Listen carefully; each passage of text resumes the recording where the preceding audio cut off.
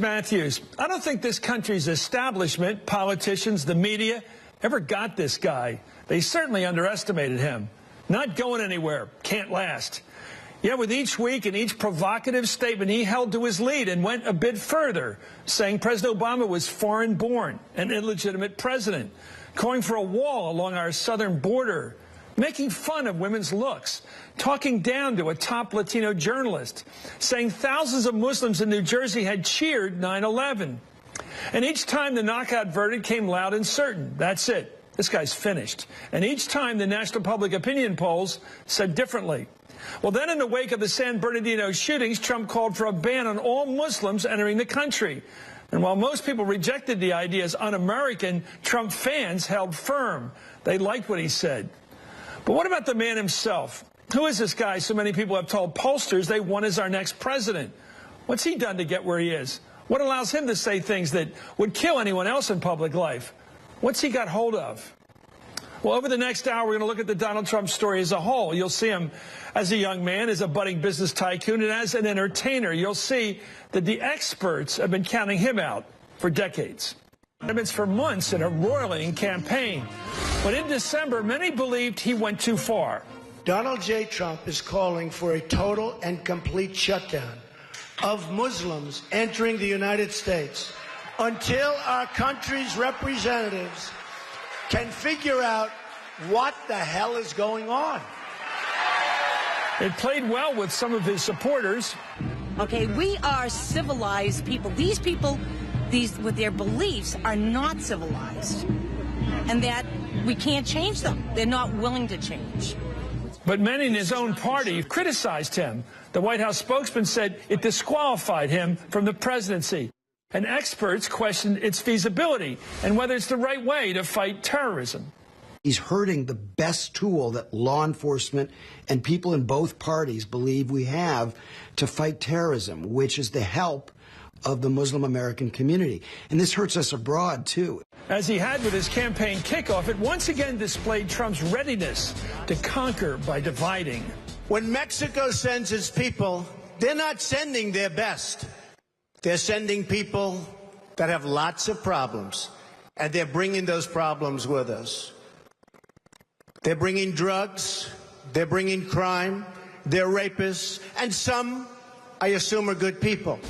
No one was really focusing on immigration policy. And then suddenly, it is the issue that America is obsessed with. Trump is acting in a very old and shameful American tradition. It goes back to the 1850s when there was a party that had the name Know Nothing, and it was an anti-Catholic, anti-immigrant political party.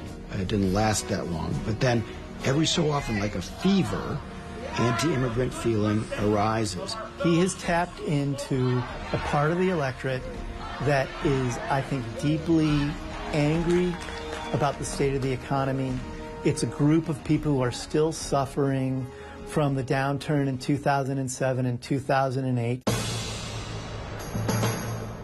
As Trump's numbers rose in a crowded field, the Hispanic population reacted with anger. It's not insane right here and still talking. On June 26, 2015, Univision canceled its broadcast of Trump's Miss Universe pageant.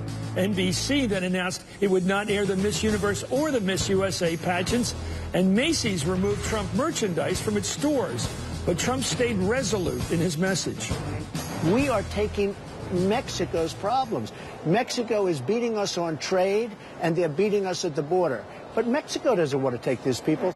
Controversy didn't seem to hurt him. By mid-July, he passed the great establishment hope, Jeb Bush, in the polls. He was finding his audience. Hey, I like this guy. He's saying what we're saying in the pool hall, or he's saying what we're saying around the coffee table in the morning. Come on, get in here. So he's tapped into something. I think it's both a bit of populism, a bit of racism. It is also real. On July 11th, 5,000 people showed up for a Trump rally in Arizona, a state at the epicenter of the nation's battle over immigration reform.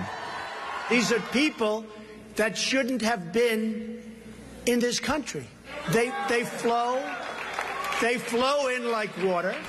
He's playing on our aspirations to be rich, which most Americans have, and he's playing on our disgust with politics as usual, and that's a pretty potent combination for him in certain parts of the Republican Party.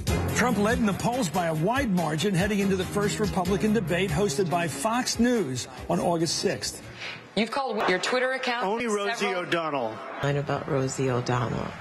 And Megyn, I think, was very surprised that the audience didn't boo, but instead they cheered, they laughed, they rallied, they were supportive. That changed everything. You once told a contestant on Celebrity Apprentice it would be a pretty picture to see her on her knees. Does that sound to you like the temperament of a man we should elect as president? I think the big problem this country has is being politically correct. And honestly, Megyn, if you don't like it, I'm sorry. I've been very nice to you, although I could probably maybe not be based on the way you have treated me, but I wouldn't do that. She wanted to talk about, whether he was sexist.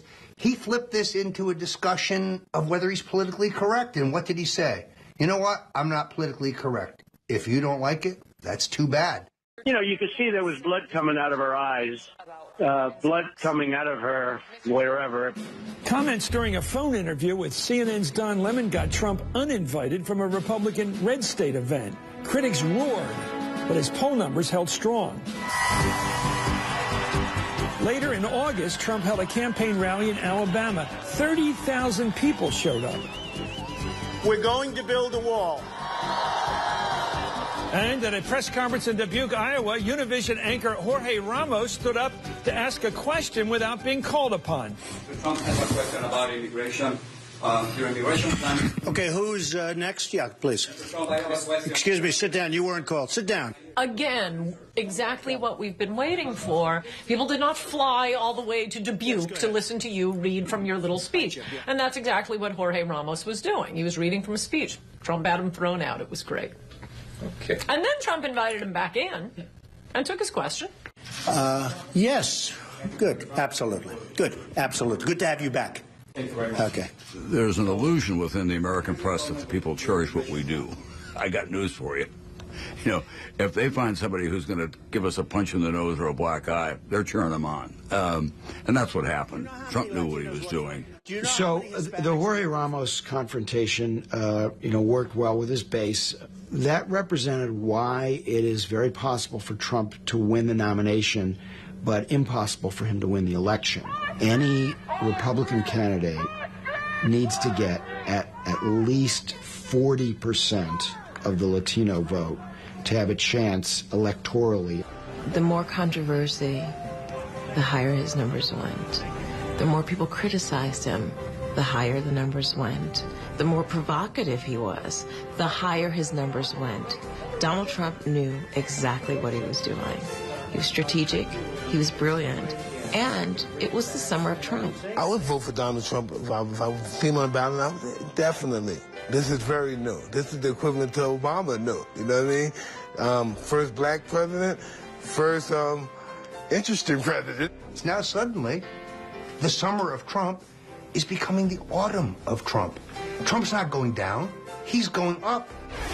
In the middle of September, the second Republican debate aired on CNN.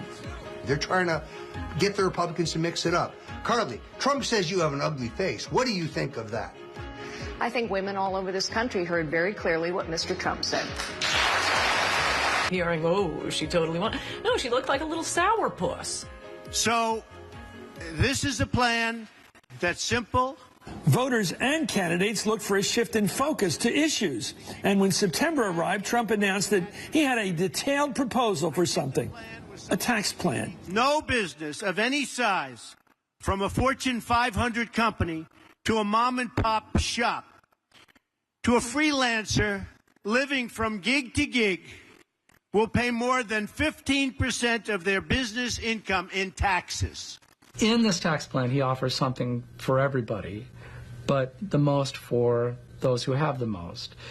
If you're concerned about the national debt, it's not a plan that you would favor. What you're saying is you make it all up with growth. No, not all up with growth. We also start cutting because the waste in this country is management. He's a great leader. He's going to give it to us. He doesn't have to say how. He's just going to say he will. On October 28th, another debate, this time hosted by CNBC. The moderators were repeatedly attacked by the Republican candidates. Jimmy, how's the economy? Amazing, sir. In the words of our new national anthem, it's huge. Putin has withdrawn from Ukraine, and believe me, he does not want to be called a loser again. He cried for hours. Keep up the good work, Omarosa. You're doing fantastic.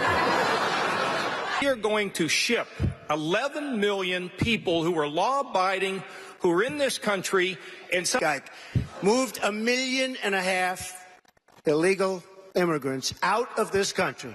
Moved them just beyond the border. You need at least 100,000 buses to take them back to Mexico. Has he thought about that? Has he explained how that's going to happen? It is a totally impractical idea. When Ben Carson was a threat, Trump went, well, ballistic. How stupid are the people of Iowa? How stupid are the people of the country to believe this crap?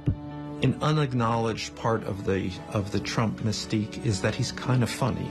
He's enjoying himself. I mean, that's a big issue. You look at all of these other mooks, and they're, and they seem to be suffering. Jeb Bush, not least of all, as Donald Trump has pointed out. Trump is having fun. When somebody is having fun, you start to have fun. But not everybody was laughing as Trump impugned the patriotism of American Muslims. I want surveillance of certain mosques, okay? I watched when the World Trade Center came tumbling down. And I watched in Jersey City, New Jersey, where thousands of people were cheering as that building was coming down. And after CNN aired footage of a Black Lives Matter protester being beaten up by Trump supporters at a rally, Trump retweeted extreme right propaganda exaggerating racial crime statistics. Despite inaccurate and controversial claims, Trump continued to sit atop the GOP polls. You're running for president of the United States. Your words matter. Truthfulness matters. Fact-based stuff matters. Chuck, make it easy, Chuck. Just play cool. Are you worried that sometimes he bends the truth? Bends the truth? You know what? He may, but he's still going to get things done. So you don't care? I don't care. After a presidential address on terrorism following the San Bernardino mass shooting, Trump read his proposal to ban Muslims from entering the country. Donald J. Trump is calling for a total and complete shutdown of Muslims entering the United States until our country's representatives can figure out what the hell is going on.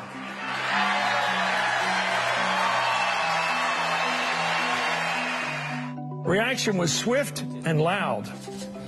What was proposed yesterday is not what this party stands for, and more importantly, it's not what this country stands for. I do believe that it disqualifies him from serving as President of the United States. Trump's statement. He rose in the polls after this. A large part of the Republican base seemed to support the idea. I'm supporting him, and I'm supporting what I believe he meant when he said ban Muslim immigration. I don't believe he's a racist.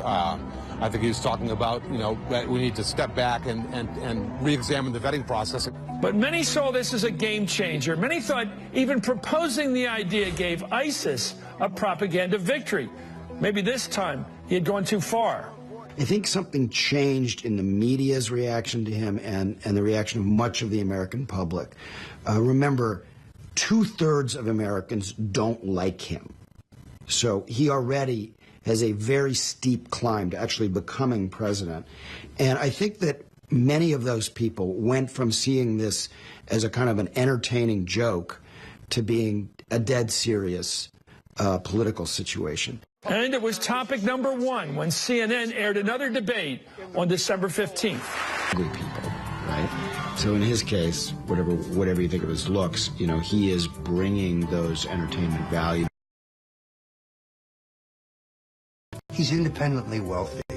People are fed up with the system. They're fed up with career politicians. They're all beholden to somebody. And in Trump, they see a guy who's got FU money. You know, they say that politics is show business for ugly people, right? So in his case, whatever you think of his looks, you know, he is bringing those entertainment values directly to politics. He will be the best president ever. We love you. Donald Trump is a top-level New York real estate guy. You got to have big cojones to do that and promote it constantly. Reality television star. Don't have to talk about his ego. I mean, it sticks out of every pore in his body. And he knows how to take a simple, quick message and drive it home. Can he make it last? Big question. Poll after poll shows the heart of Donald Trump's appeal lies with the American voter who didn't go to college, who doesn't have the money, hasn't had the breaks. He is the one rallying to the billionaire from New York who rages against illegal immigration, against bad trade deals that cost us jobs, derides wars he says we shouldn't be fighting. Trump seems to be tapping into an injured sense of nationalism, especially by those most threatened. For a number of reasons, good, bad, and many would say ugly, Donald Trump has connected. Label him, attack him, condemn him. But the immense failure of this country's political establishment, right, left, and center, to deal with deep national problems has left the door open, and this brash businessman from the big city has come barreling through. I'm Chris Matthews.